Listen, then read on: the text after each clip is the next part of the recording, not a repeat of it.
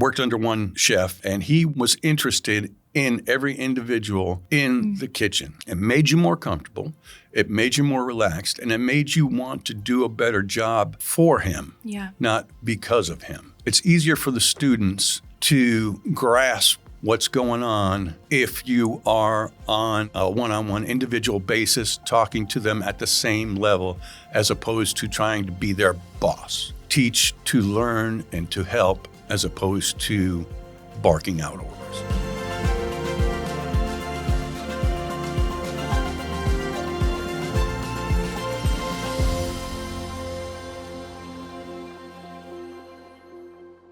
All right, guys. Well, welcome to At the Table, Voices of Restoration. So excited for our guest today. We have got Roger here with us. He is the executive chef at JUMPSTART, South Carolina, where he runs the culinary arts and catering services that we have as a social enterprise. Roger has 30 years of experience with culinary work. He worked as a chef for the coaches for the Panthers. He owned 5 restaurants, some food trucks, and also did some teaching. Roger, welcome. Thank you. You are good at this. So Roger, I introduced you, but tell the listeners a little bit about yourself and how you became a chef. Well, I'm a Capricorn. I guess that's probably obvious. I like long walks on the beach, a good novel. What do you want to know? Well, I'd love to know a little bit more about you and how you entered into the world of the culinary arts. By accident, actually. When I was in high school and trying to figure out what I wanted to do with my life, I went to college for accounting, which kind of fell into what the rest of my family was doing in their careers. So I went to college for accounting, and I realized pretty quick that sitting behind a desk, crunching numbers 8 hours a day was definitely not what I wanted to do. Mm-hmm. So I decided to try something else. I went to broadcasting school. Mm-hmm. Of course, that didn't work because I get very nervous in front of a microphone. I actually took real estate courses and things like that. And the whole time while I was doing this, trying to figure out what I want to do, I was working in the restaurant business, server, cook, dishwasher, whatever, just to make ends meet. Right. And I got lucky. A chef, an excellent chef, took me under his wing. I worked with him, for about 4 years. And everywhere he went, I went. I was just his little doggy. I followed him wherever he went. Uh-huh. And I realize now that how brilliant he was. I took it for granted back then because I had no idea. But I learned more from him in the 4 years I worked with him than I did when I went to culinary school. I did in all the experiences I had. It was just amazing what I learned from him. I learned how to do ice carvings and tallow and cheese sculptures and vegetable carvings and displays and things like that. It was more than any kind of culinary education could ever have done. So I was very fortunate for that, and been doing it ever since. You mentioned that you had a chef take you under his wing for Correct. About 4 years. How old were you? Where were you? I was in my late 20s. Okay. I would say. I was in the Charlotte area. Okay. And we worked together for a while there, different hotels, different restaurants, fine dining mostly. But then from that point, when we went our own separate ways, I ended up taking a job as the executive chef at the Carowinds theme park. Oh, wow. And that was very exciting. It's hard to get stressed out when you got a roller coaster right outside your office, but that was great. And I did more ice sculptures and things like that at Carowinds than anywhere else in my career, which is kind of odd. You wouldn't think that would be. But they had what they called a VIP catering department.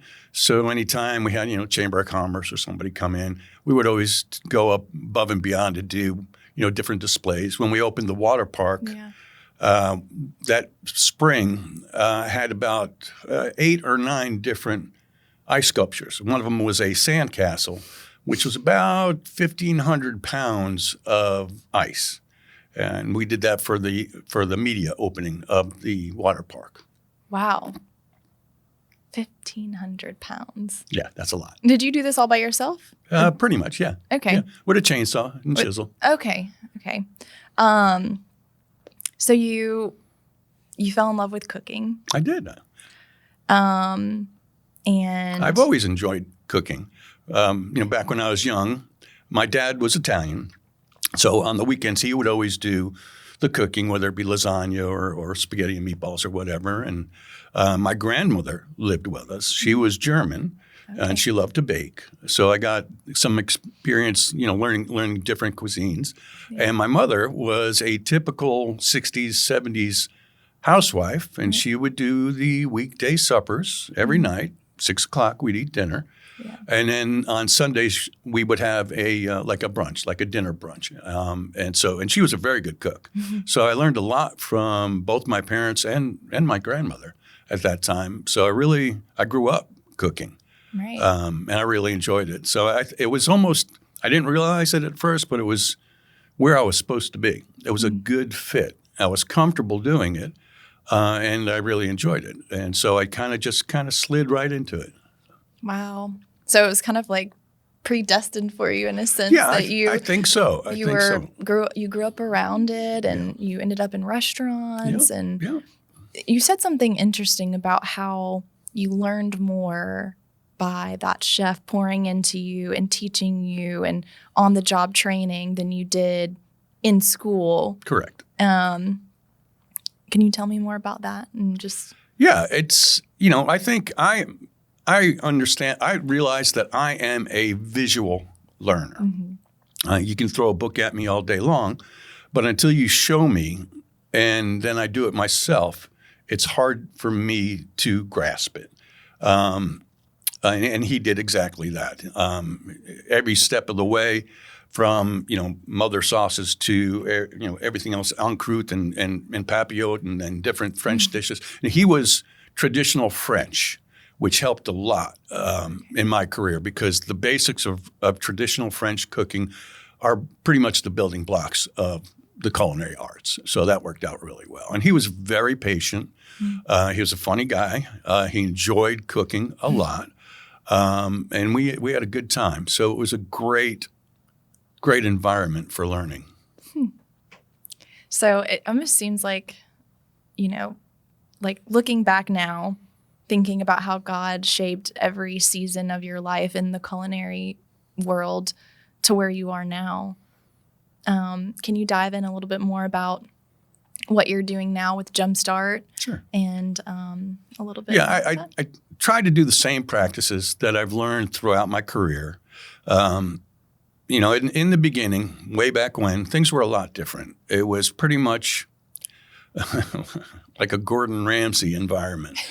The chef barked out orders. It was, you did things because you were told to and you wanted to keep your job.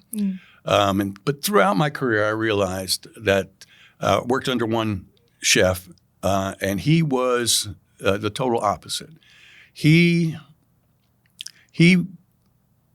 was interested in every individual in the kitchen. It made you more comfortable. It made you more relaxed, and it made you want to do a better job for him, not because of him. And so at that point, that's the model I went after. That's what I wanted to do. And it goes right into what we're doing at JUMPSTART. And during my career as a culinary arts instructor, it's much more, it's easier for the students to grasp what's going on if you are on a one-on-one individual basis talking to them at the same level as opposed to trying to be their boss. Yeah. They're much more responsive when you teach to learn and to help as opposed to barking out orders. And that's what we do at JUMPSTART. When the residents get there, the first part of the culinary program is safety and sanitation. which is very important for them and everybody's well-being. We talk about temperatures of meat, what you should cook them at, and things like that. How you should be careful what you're eating as far as vegetables are concerned. It used to be the biggest threats were salmonella from chicken or E. coli from beef or trichinosis from pork. Right. But now the greatest risks are actually the ready-to-eat foods that we consume, like vegetables, lettuces, and it's obvious. I mean, there's a recall right now on lettuces. So these are the kind of things that we teach the residents the first part. Yep. And then after that, we get into the more of the skills part of it. Knife skills, things like that, simple cooking techniques, sautéing, grilling, things like that. And then we get into it a little bit more deeper. We do have a baking program. We teach them how to bake breads and things like that. And then we do a section which we call kitchen economics, which it's much like back in the day they used to teach home ec. It's similar to that. But what it's doing is helping the residents learn how to budget, how to buy food, and how to prepare meals that are that utilize the entire proteins that you buy. For instance, we teach them how to cut a chicken into a breast fillet, 8-way chicken, cut the wings, things like that. Right. And with that chicken, they take it home with them. And the first night they'll have grilled breast of chicken. Then 2 nights later, they'll have fried chicken with the legs and thighs. And then they'll save the wings in their freezer to have down the line. But they also have the carcass, what's left.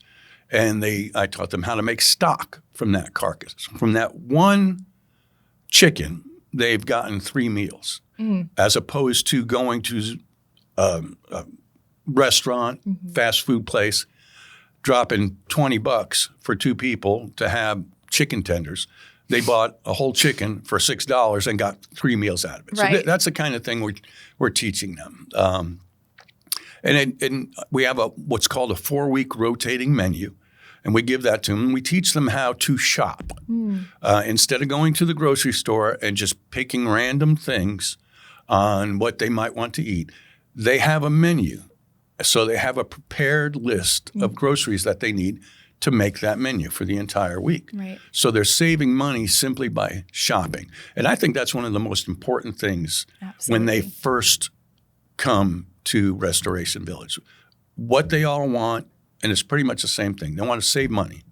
They want to get a car. Yep. They want to become independent. Yep. And so we're trying to teach those skills to them so they can move forward. And it works really well. One of the first groups that I met, August of last year, they put into practice some of the things that we were talking about. And one of the guys actually saved up enough money to buy his first car about a month and a half ago. So it's working. So. Yeah. And for the people who don't know that are listening, Roger, the participants that are coming into, they're JUMPSTART participants who are coming into Restoration Village, they're in their first 30 days. They're, a part of the program with Roger. He's, teaching them this curriculum. He's, giving them the 4-week menu so that that's what they have whenever they're, in that period where they're not working. They're, in the kitchen learning stuff, learning those life skills, workforce development skills to get them ready for the workforce. And that's a part of the programming that we have at JUMPSTART, and how much Roger has, used his background and even his teaching background, which I didn't get into as much as I should have, but, to help prepare them for life outside of JUMPSTART, where it's, hey, I'm living on my own. I've got all these bills, but one thing that I'm not doing is spending, $200 for food that isn't going to last me each week. And that's such a huge thing that, even just normal people don't think about in their day-to-day lives. So what do you think that has been the most exciting thing that you've seen as the participants have learned to cook and you've seen them share meals together? And I've heard of them, all going to one home to prepare meals and eat. And you got 10 people in one house having a dinner together. And it's all been from what they've learned from you. And what role do you think that sharing a meal does to bring people together? It's really amazing to watch the participants when they first come in. They're a little hesitant. They don't know what to expect, so they're a little nervous. But after the first hour or two, they start to get more comfortable. And the thing that's great about the program is they actually do hands-on. So when we have our Thursday night community meals, they have cooked and prepared some of those items. And it really boosts their self-esteem, especially when they can go out on that serving line and people will come through and they'll be back there helping serve and whatnot. And as they go through, they'll say, I made those mashed potatoes. It's heavy cream and white pepper, and they really get excited about what they've done. Yeah. I think it's very similar to being on stage. When you're on stage doing a performance or music or acting or whatever, the response is almost immediate from the audience. So you're portraying, and then you're putting yourself out there, and they respond. And it's very similar to culinary arts. You're putting yourself on a plate, not literally, and you're expecting a response. And that really, it makes them smile. If they can put something out there for somebody else and they appreciate it, it makes them feel good about themselves. And the whole gathering at a table, the fellowship that they do on Thursday nights and any night is, I think that is extremely important. It's, I call it the kitchen table effect. Everybody comes in. When you were young, when anybody was young, the most comfortable spot in someone's home is not the living room. It's not the den. The living room's got a TV, so there's distractions. It's the kitchen table. Seems like we gravitate towards that kitchen table wherever we are. Yep. And when we sit down for a meal at a kitchen table or a dining room table, it levels the playing field. You're sitting there, you may be sitting with the CEO of a company or the vice president of something else, and here we are just regular people, but we're having conversations with others. We're making eye contact. We're discussing different point of views, and it puts us all on the same level. Yep. It makes us all feel comfortable, and it helps with our social skills. So that's one of the things that I really enjoy about like the Thursday night community meals, is just the ability to sit down and talk to others without distractions, and not necessarily just one-on-one, but as a group and work through things, kind of thing. I love that. But I think they really enjoy that more than anything. Our Thursday night meals are well attended. They enjoy each other's company, and they instead of just sitting with the same people every week, they tend to migrate to other tables and open up conversations with people they don't know, which helps with their social skills and things like that. Absolutely. For the listeners who don't know about the community meals, other than what you've mentioned, could you just tell me a little bit more about the community meals on Thursday nights at Restoration Village and what that looks like, and who can join? And anybody can come. We invite everybody. We often have different speakers that come out and talk. We play games, card games and different things like that. And it's a good time. The thing about it that the residents enjoy is when they first come in, they've all done this. So everybody that's sitting at the tables, as far as the residents go, have been where the new people are right now. And what we do is every week we plan a meal, and when they come in, and start their culinary program, they're a part of that meal. They're participating in that meal. And so they, as nervous as that can be, going somewhere, standing in front of people and being anxious, everybody out in the audience, all the diners, realize they've been there. Yep. So they, in turn, help make them feel more comfortable.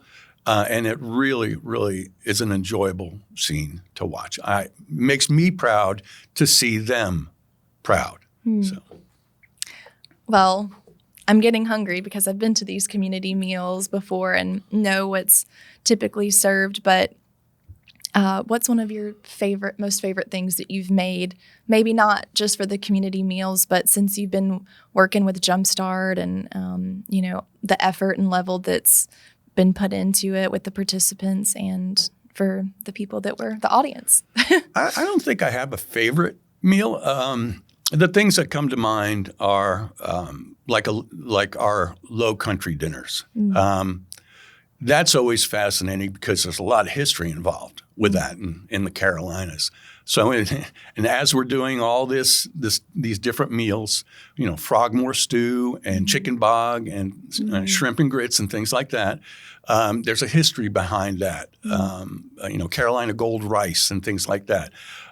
Fascinating stories from when the Carolinas first became one of the 13 colonies, and so that's part of the culinary history that we get to share with the participants as well. And a lot of them are born and raised in the Carolinas. And so that's another thing that they can be proud of. Yeah, that's awesome.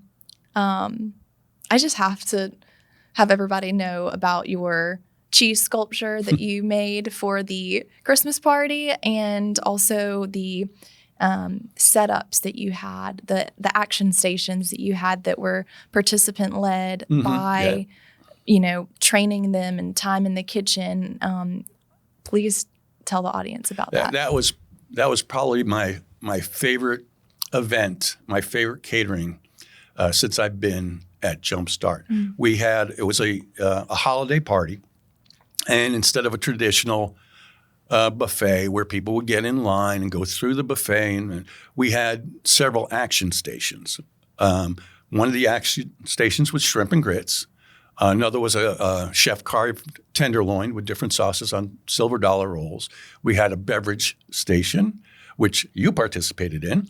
And we also had a flambe station with strawberry soise, which is warm strawberries and cream over sponge cake with whipped topping kind of thing.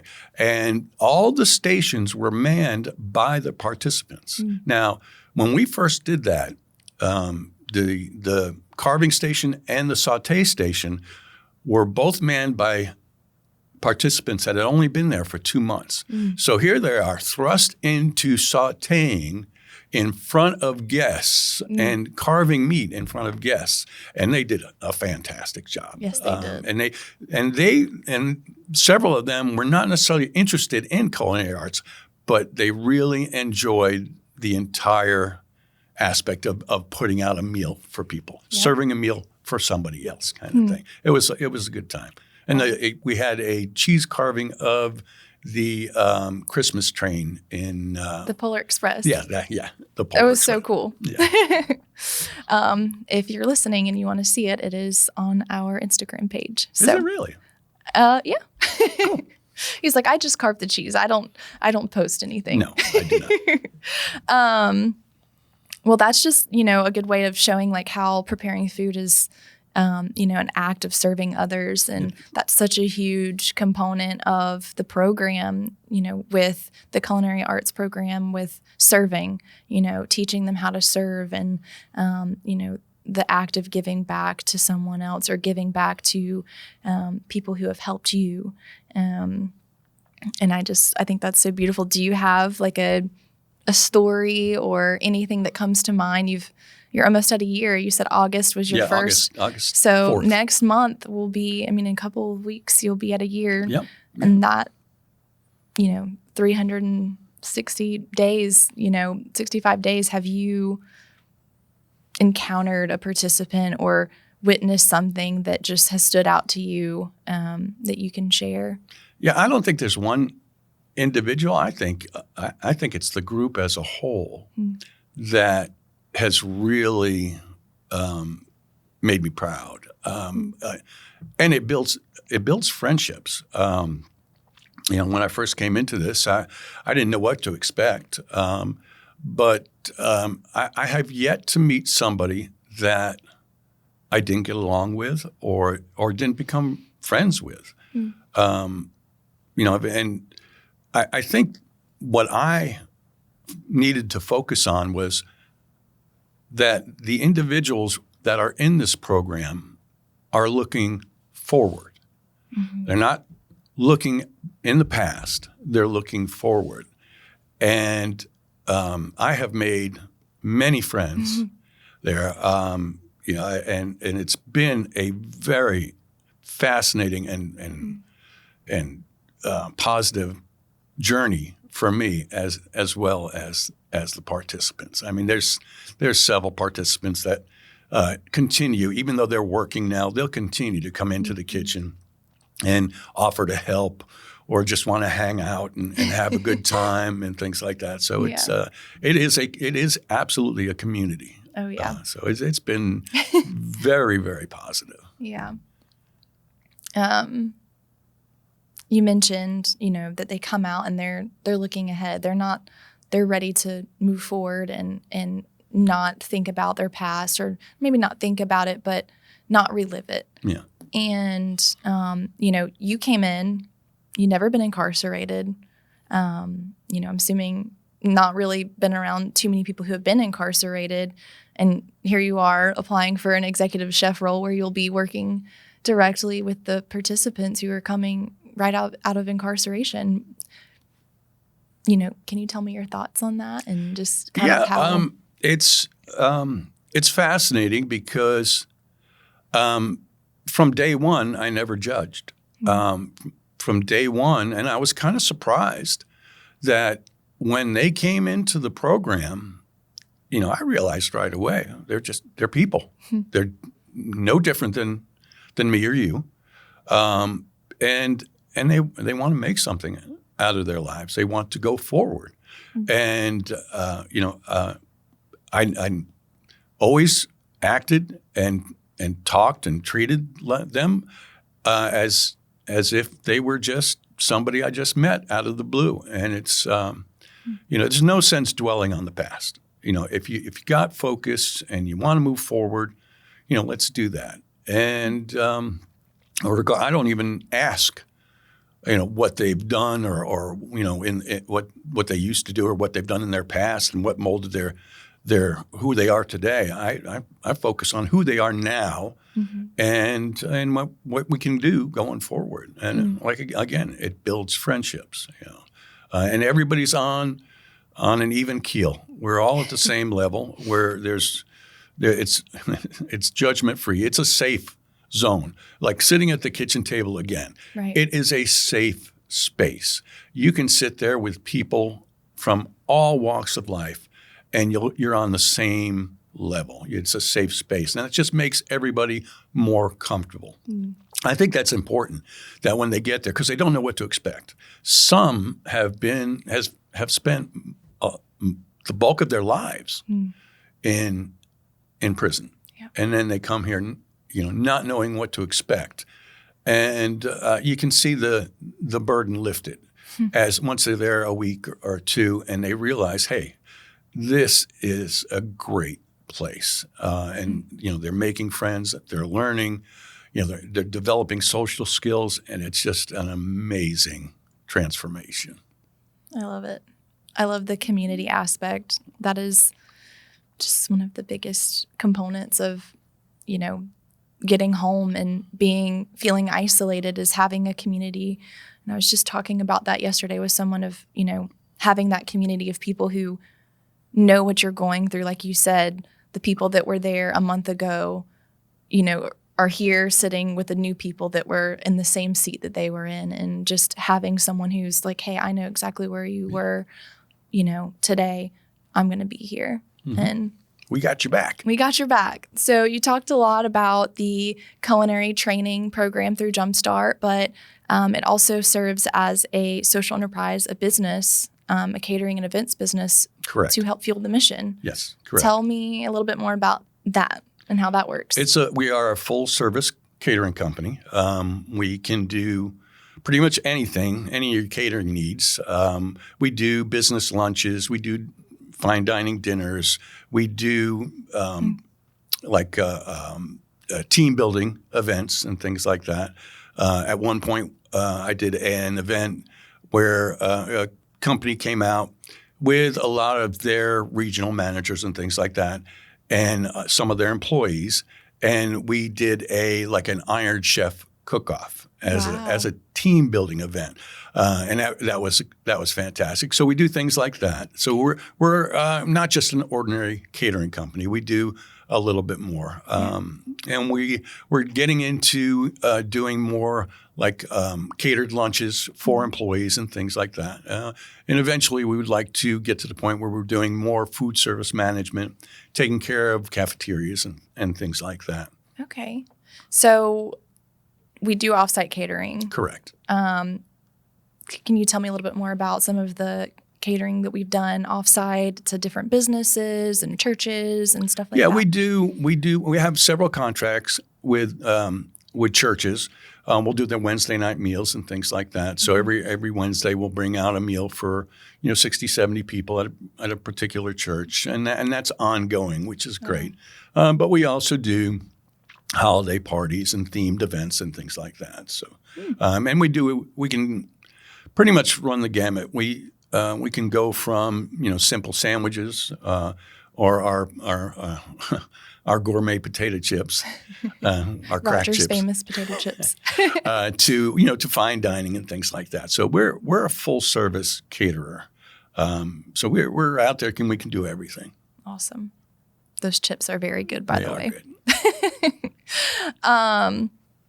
So have you had any of the participants help with any of this stuff? And how does that kind of help them with their workforce, other than learning and doing some of the in the kitchen stuff? But I know that you've probably had participants help with offsite catering and, teaching them more about, the work that goes into that part of catering. Yeah, there's been events that we had to cater for 250, 300 people. So obviously that's not something I could do on my own. So they get involved with that as well. And some of the life lessons they learn from doing things like that, time management. They learn, but we got a deadline. We got to do it by this point. One of the things in culinary is a mise en place, which means everything in its place. So it teaches them organizational skills as well. But they take pride in what they're doing.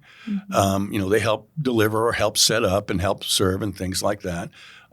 Several of the early participants that are no longer interested in culinary arts still want to participate in outside caterings and things like that. And it gives them an opportunity to meet different people and help with their social skills. I love that.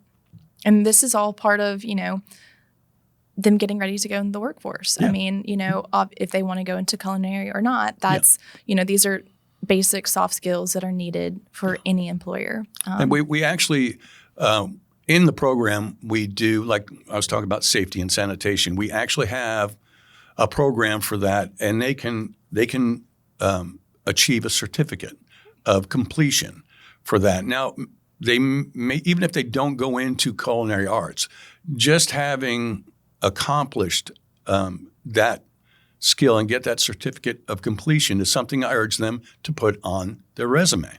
We also do knife skills. Wow. They can get a certificate for that.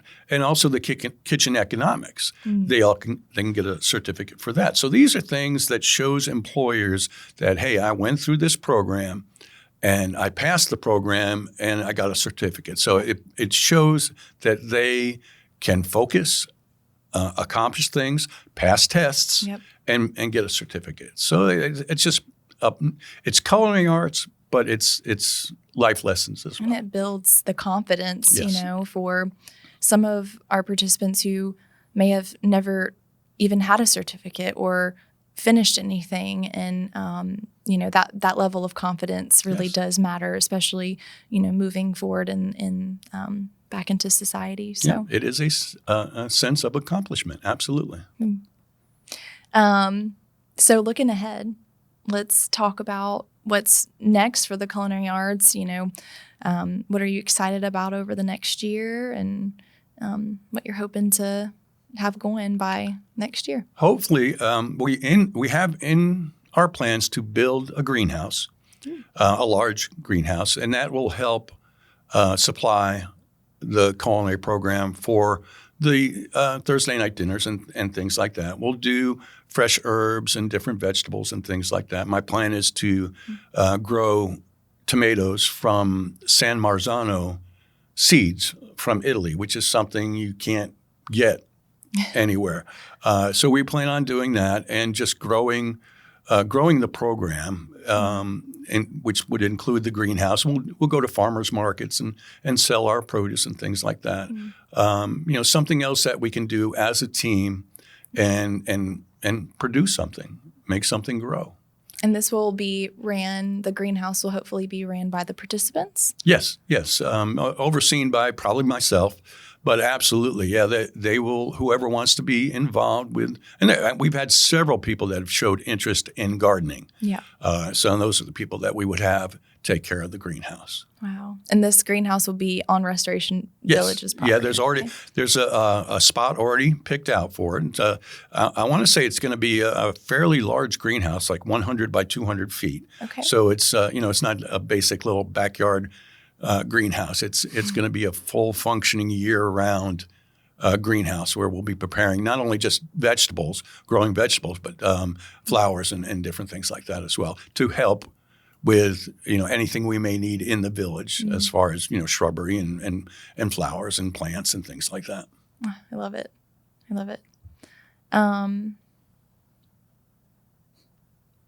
do you think the success could look like for the ministry through the culinary and catering program in 5 years from now? Well, I'm hoping it'll just continue to grow and grow. And it has been. Even over this short period of a year, it has grown considerably.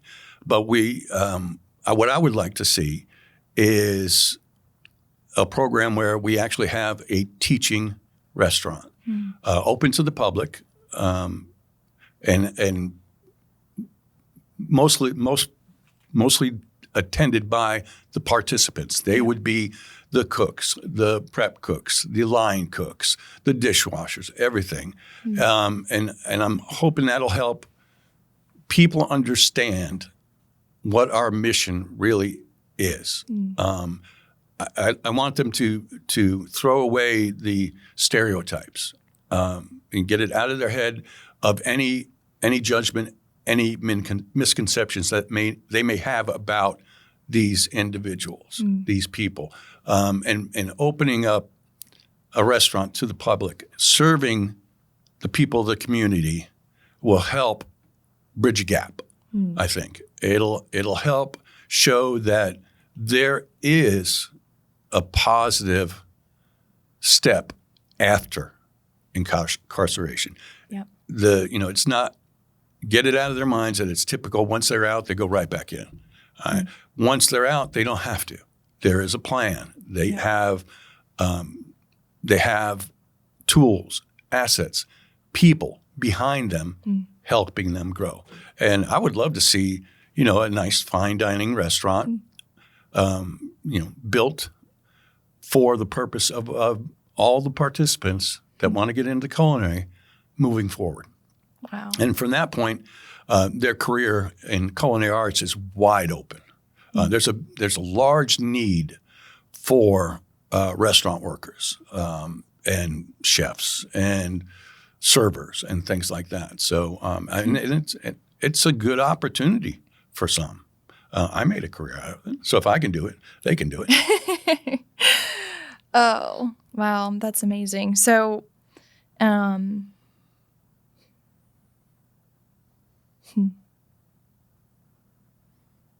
for someone who's listening that maybe would want to support what we're doing.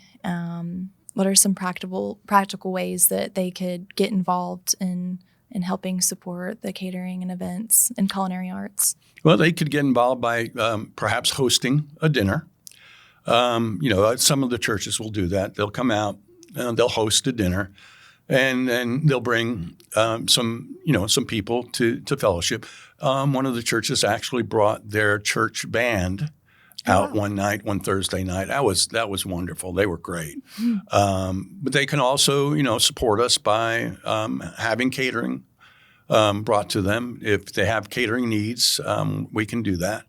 Also, they can volunteer their time and come out. I always like to have guest chefs and things like that to come out and talk to the students, the residents about culinary arts, so they get more than one point of view. And I guess they can also just make a monetary donation to the culinary arts team. So you said a guest chef, but maybe there's a restaurant owner, a chef, or someone who just loves to cook, who believes in second chances. What are some other ways that they could partner with JUMPSTART? I feel like I've heard you mention something before. Maybe they could help cook or... Absolutely. I would love to have any culinary arts people that are interested in helping to come out and maybe do a guest chef demonstration, or maybe a baker is out there that would like to come out and show them how to bake cakes and how to decorate cakes and things like that. If there's chefs out there or food service managers or anybody that can come out and share their knowledge with the residents, that would be great. I would love to make time for that. And we would open that up to not just the participants that are there in their first month. We would open it up to anybody that would like to participate in that. That's amazing. I will say you have really enhanced the ministry with the culinary arts and the teaching. Thank you. So I'm super grateful for you, Roger, and Appreciate for this conversation and for you coming to sit at the table. But I'm curious what you hope people will take away from our conversation here today. Well, I would hope that they take away their judgment. I would hope that they would understand that we all make mistakes. Okay, we've all done things that we shouldn't have, or maybe we even know better, and we did anyway. To just understand that, everybody in the program is moving forward, trying to better their lives, and to hug that, to appreciate that. One chicken at a time. One chicken, 3 meals. 3 meals. In stock. In stock. Roger, thank you so much for sitting down with me today. This has honestly been a treat, and I really appreciate your time. Thank you so much. I appreciate you having me. All right, guys. Thank you for listening to At the Table, Voices of Restoration. See you next time.